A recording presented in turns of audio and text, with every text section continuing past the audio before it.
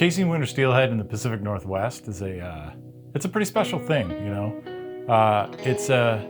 It's amazing that these fish even exist, you know, that these rainbow trout, they go out to the ocean and they feed and they come back, and they're quite large, and they come back into the river systems, and we get a chance to go chase them, you know. That's a pretty special thing, and I feel lucky that I get to live in such a close proximity to where so much of these fish, you know, are moving through and or accessible.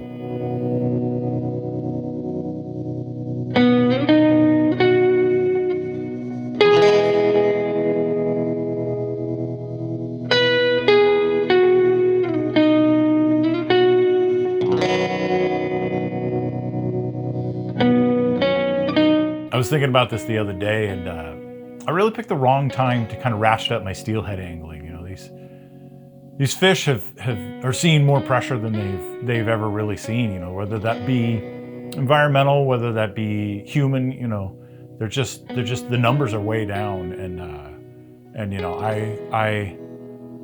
I've been someone who's been around steelhead fishing, and I've done steelhead fishing, but I never really made it a focus.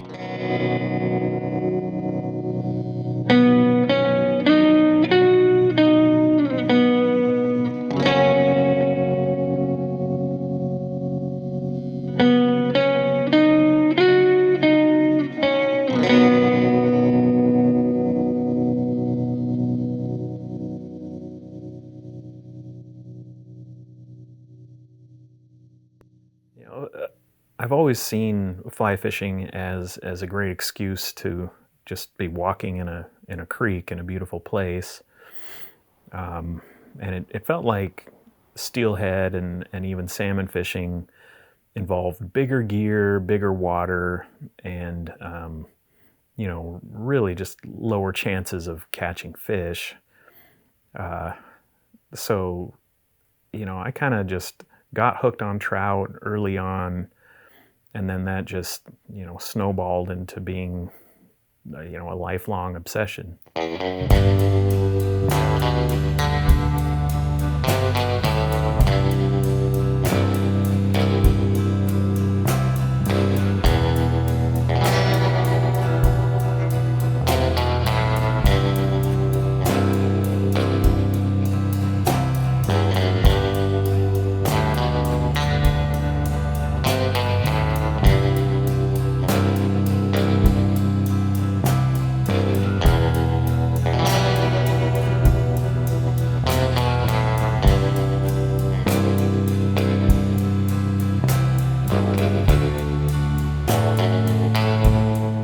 As I've become a better fly angler,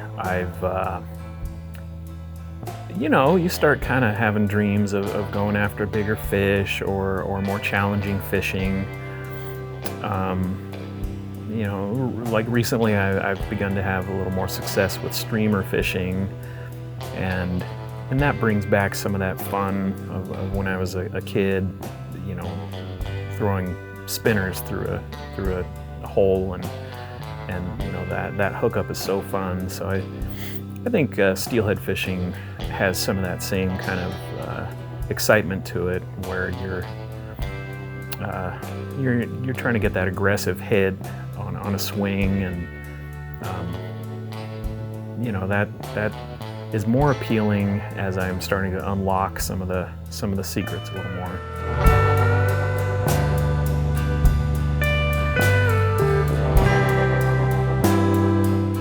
The gear is pretty interesting.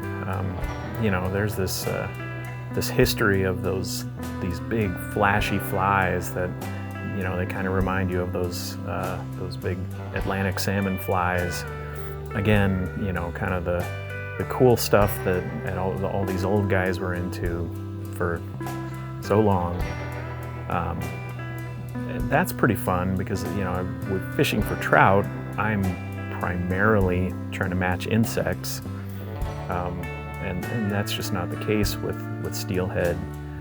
But it's pretty funny that it's totally contrasted by some of the other more effective flies that are just a blob of fuzz on a hook, which like many things in fly fishing, is a bit of a funny paradox where we kind of pride ourselves on being more pure and more connected to nature, but a blob of pink fuzz on a hook at the end of a bobber is not too much different than gear fishing.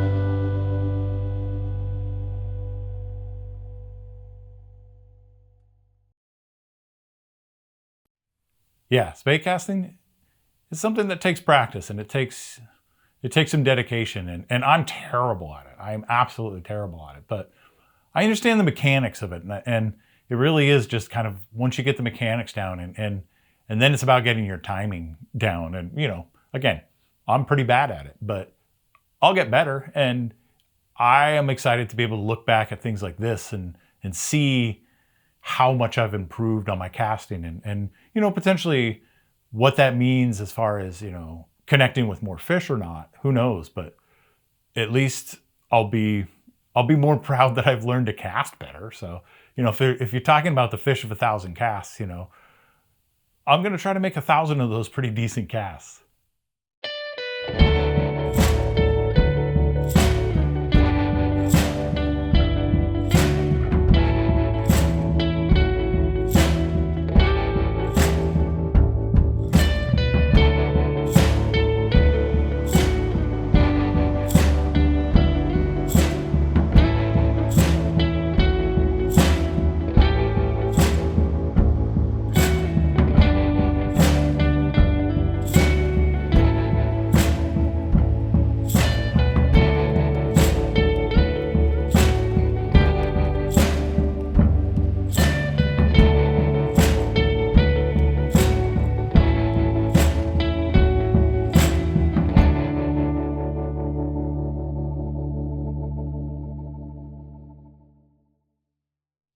I'm excited over the next few months to really get out there and just try to find these fish more. And I'm hoping that we have a good year of this. But really, I'm also just excited to learn more, to learn a new thing.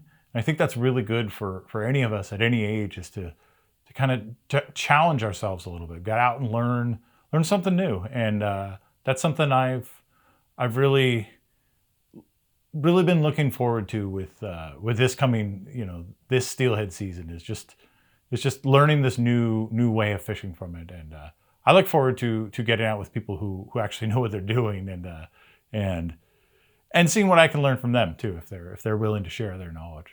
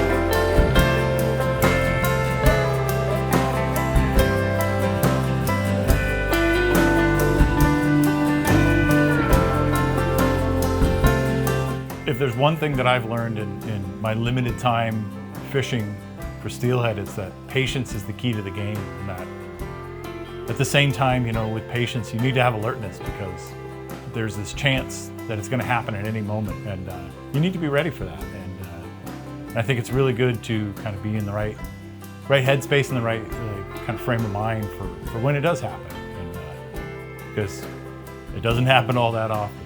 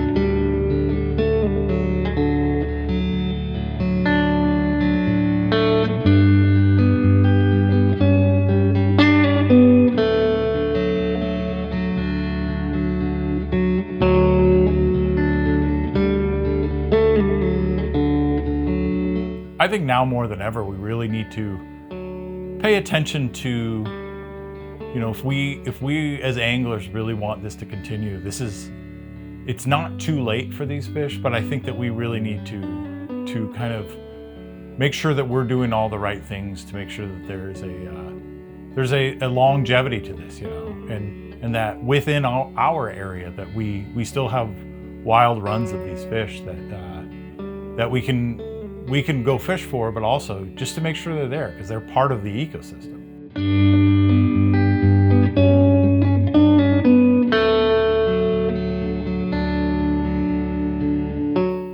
The Pacific Northwest is a rare and unique bioregion.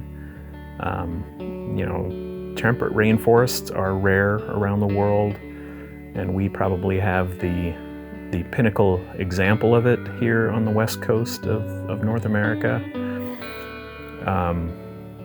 And with that comes these beautiful rivers and streams that the steelhead have been moving in and out of for millennia. The constant rainfall historically has made it so there are just countless streams and just enormous habitat for these fish.